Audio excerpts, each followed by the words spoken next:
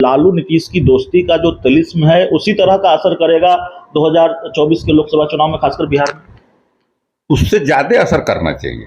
2015 में आपको राष्ट्रीय जनता दल यूनाइटेड और कांग्रेस, ये तीन ही पार्टियां थी।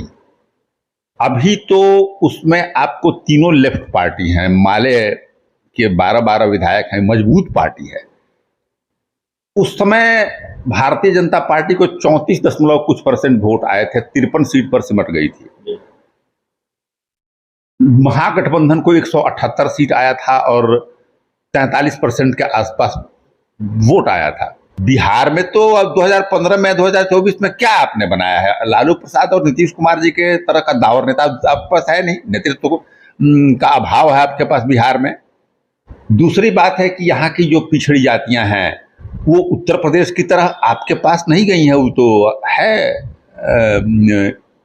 ज्यादातर तो आपको राष्ट्रीय जनता दल यूनाइटेड, माले, इसी सब के साथ है ना। जीतन राम मांझी जी हैं, दलित नेता हैं, तो इसी सब लोगों के साथ हैं। तो 2015 की जो स्थिति थी उससे भारतीय जनता पार्टी में कोई जुड़ाव नहीं हुआ है खास ऐसा। वो आपको चला गया है, ये क्या ना, उपेंद्र कुशवाहा चले गए हैं, तो उपेंद्र कुशवाहा 2015 में भी उसके साथ थे, बीजेपी के साथ थे, तो उसमें कुछ एडिशन नहीं हुआ है। लेकिन महागठबंधन में एडिशन हुआ है, इसलिए उनको फोन करना, उनको बुलाना अब हो तो रहा है। जो अपोजिशन की यूनिटी का जो मीटिंग है वो तो पटना में हो रहा है, तो पटना में होस्ट तो लालू प्रसाद जी हैं, नीतीश कुमार जी हैं, तेजस्वी यादव जी हैं, ये सारे लोग का घर है पटना।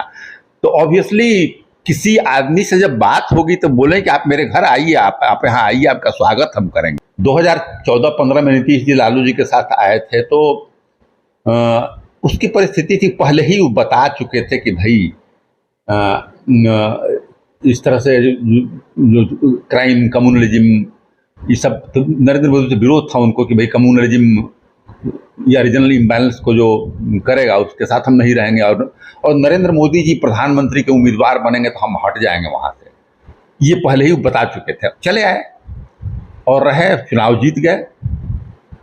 2019 में क्या हुआ कि सीबीआई ने रेड किया और तेजस्वी जी को उसमें एक्यूज वगैरह बना दिया। तो करप्शन के खिलाफ नीतीश जी का एक स्टैंड आया कि भाई हमारे डिप्टी चीफ मिनिस्टर हैं और वो कटघरे में खड़े हो गए हैं, तो भाई ऐसी स्थिति में अब मुश्किल है और करप्शन हमारा इशू है। तो फिर ये हट गए थे।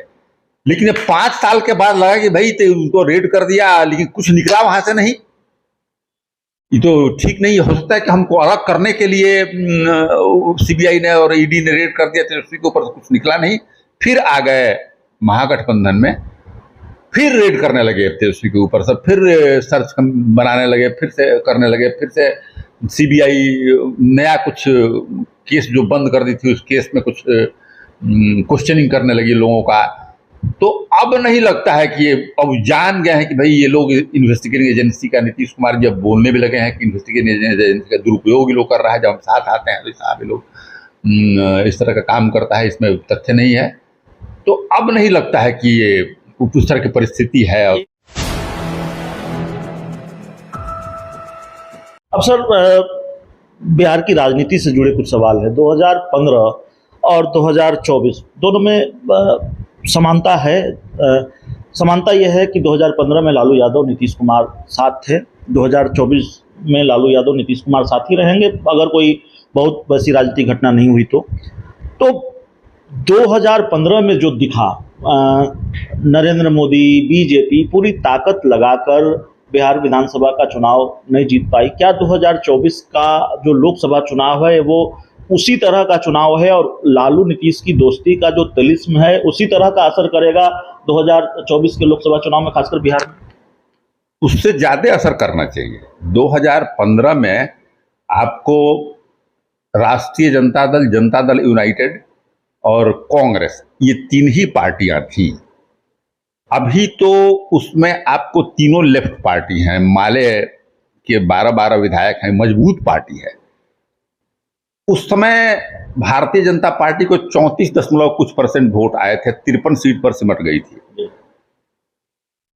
महागठबंधन को 178 सीट आया था और 43% के आसपास वोट आया था।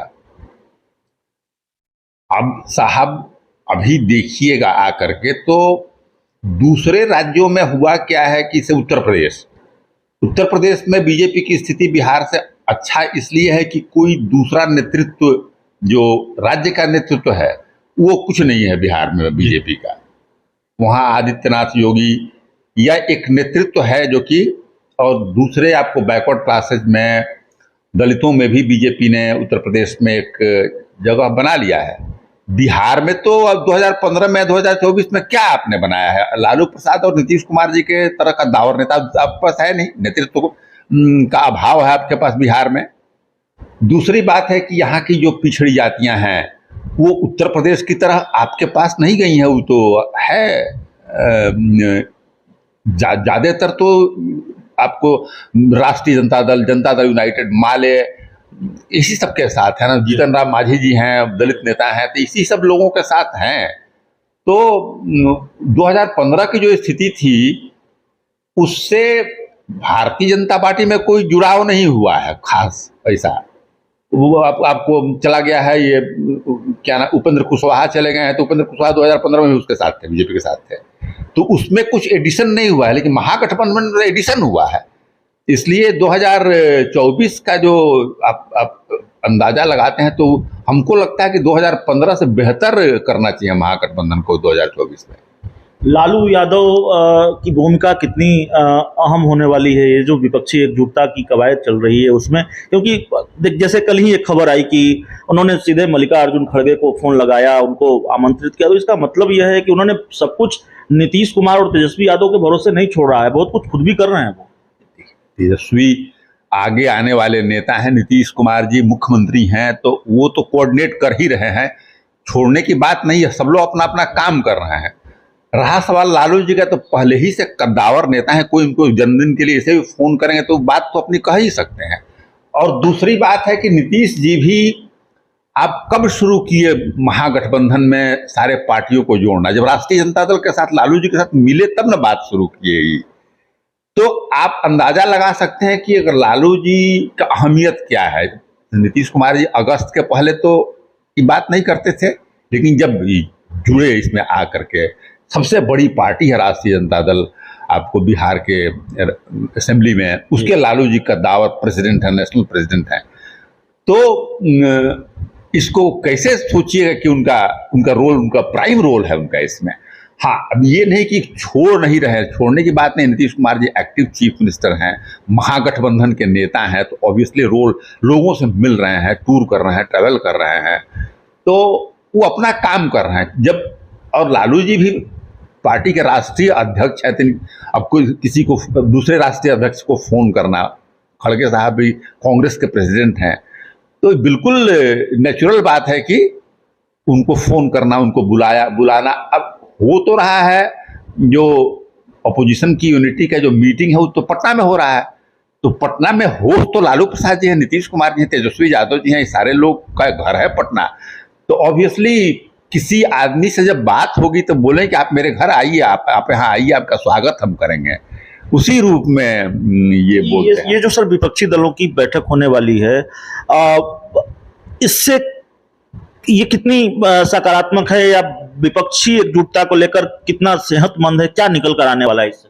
देखिए, विपक्षी एकता तो जरूरी है ना। जब भी किसी शासन को हटाना होता है, आप चुनावों को याद कर लीजिए। हमेशा आपको 1977 में जेपी मूवमेंट टाइम में जब इंदिरा गांधी के खिलाफ लगा लोगों को भाई तानाशाही हो गया है या सरकार को बदलना चाहिए, तो विपक्षी एकता हुई उस समय।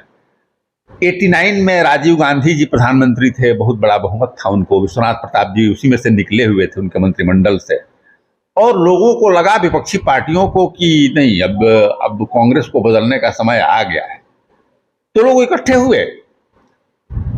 अब ये अपोजिशन यूनाइट 2019 में नहीं हो सका था, लेकिन अब लोगों को लगने लगा है इशू देख करके कि भाई यहाँ पर महंगाई चरम सीमे पर है, जिस पर चुनाव जीत करके नरेंद्र मोदी जी आए थे। एम्प्लॉयमेंट का प्रॉमिस उन्होंने किया था कि 1.5 करोड़ नौकरी हम देंगे। किसानों कि आमदनी हम दोगुनी कर देंगे 2000 में, बहुत कम दिनों के अंदर 2022 में सबको पक्का घर बन जाएगा। ये सब प्रॉमिसेस तो किए और प्रॉमिसेस पूरे नहीं हो रहे हैं, तो जनता तो खोजेगी कि भाई मेरे प्रॉमिस पूरे नहीं हो रहे हैं।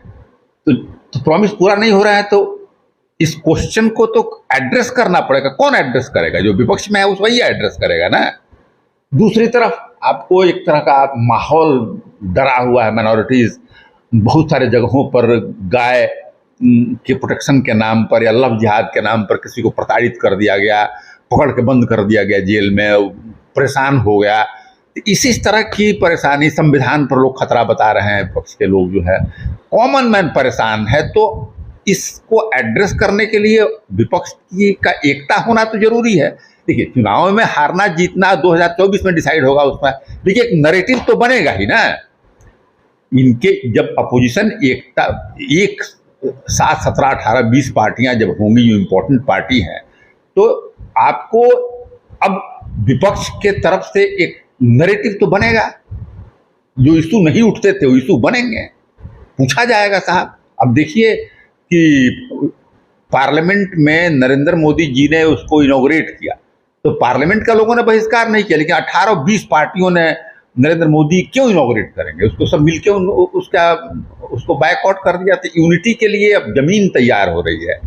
सुप्रीम कोर्ट ने साहब ये आदेश दिया कि अरविंद केजरीवाल जो कि इलेक्टेड चीफ मिनिस्टर हैं, वहाँ के ऑफिसर्स सर्विसेज के ऊपर जो है इलेक्टेड सरकार का अधिकार होगा। तो इन लोगों ने ऑर्डिनेंस ला करके कि नहीं ये अधिकार उनका नहीं होगा।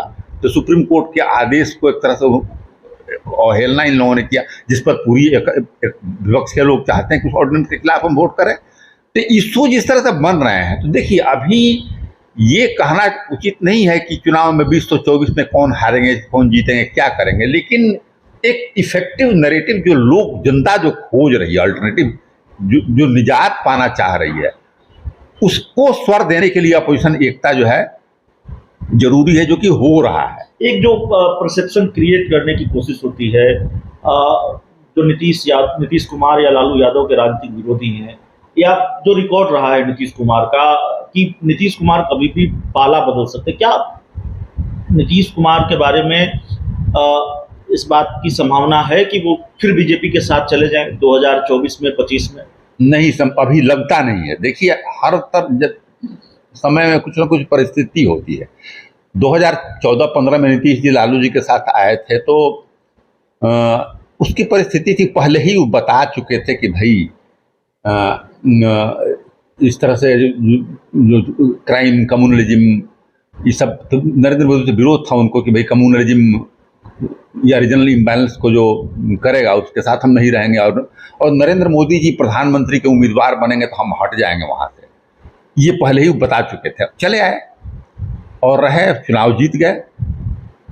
2019 में क्या हुआ कि सीबीआई ने रेड किया और तेजस्वी जी को उसमें एक्यूज वगैरह बना दिया। तो करप्शन के खिलाफ नीतीश जी का एक स्टैंड आया कि भाई हमारे डिप्टी चीफ मिनिस्टर हैं और वो कटघरे में खड़े हो गए हैं, तो भाई ऐसी स्थिति में अब मुश्किल है और करप्शन हमारा इशू है। तो फिर ये हट गए थे, लेकिन 5 साल के बाद लगा कि भाई तो उनको रेड कर दिया, लेकिन कुछ निकला वहां से नहीं। ये तो ठीक नहीं हो सकता है कि हमको अलग करने के लिए सीबीआई ने और ईडी ने रेड कर दिया, तेजस्वी के ऊपर कुछ निकला नहीं। फिर आ गए महागठबंधन में, फिर रेड करने लगे तेजस्वी के ऊपर, सब फिर सर्च बनाने लगे, फिर से करने लगे, फिर से सीबीआई नया कुछ केस जो बंद कर दी थी उस केस में कुछ क्वेश्चनिंग करने लगी लोगों का। तो अब नहीं लगता है कि ये अब जान गए हैं कि भाई ये लोग इन्वेस्टिगेटिंग एजेंसी का, नीतीश कुमार जब बोलने भी लगे हैं कि इन्वेस्टिगेटिंग एजेंसी का दुरुपयोग ये लोग कर रहा है, जब हम साथ आते हैं तो साहब ये लोग इस तरह का काम करता है, इसमें तथ्य नहीं है। तो अब नहीं लगता है कि ये उस तरह की परिस्थिति है।